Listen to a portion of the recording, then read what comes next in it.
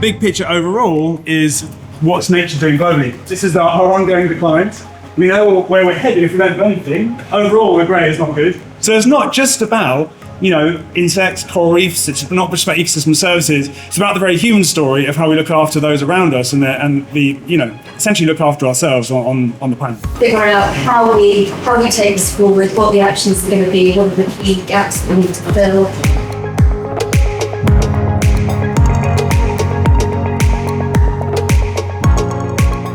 ESA is really proud to support the Lyon project. It is really an innovative initiative that is aimed to tackle the most pressing problems of our time, that are biodiversity loss and ecosystem degradation, and is doing it through a very innovative approach by leveraging Earth observation for more nature-positive finance. Lyon, I think that comes really at the right time now, because we are assisting to a rising momentum across the world on nature finance. Just the other day, the European Commission has released the first roadmap towards possible adoption of nature credits to facilitate more sustainable investments.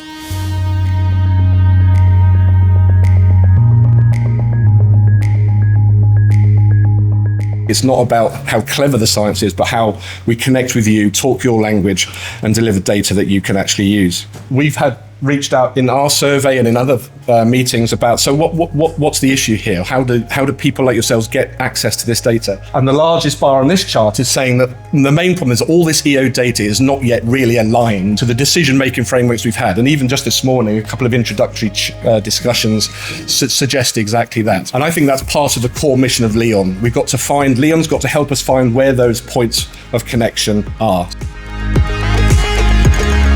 How do we bridge that gap? How do we make sure that this water quality specific data goes into the decision making at the key stages of the financial process?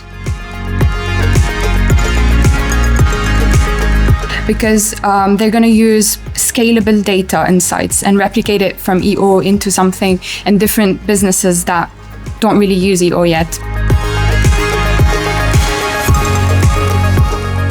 Because the key thing with these credit markets is it's not just about what we measure and how we monitor it, it's about how we use that to build the basis for an effective biodiversity credit market. If you have some kind of people taking pictures, for example, onto a platform, you can pick up on some of the key elements and you can do a little bit of geolocation. Our takeaways from this then, in terms of designing the whole project, is one, that we need to prioritize data accessibility and usability. So again, it's not necessarily about coming up with a fancy new thing or a new complex thing, but really helping you to use the data that's out there.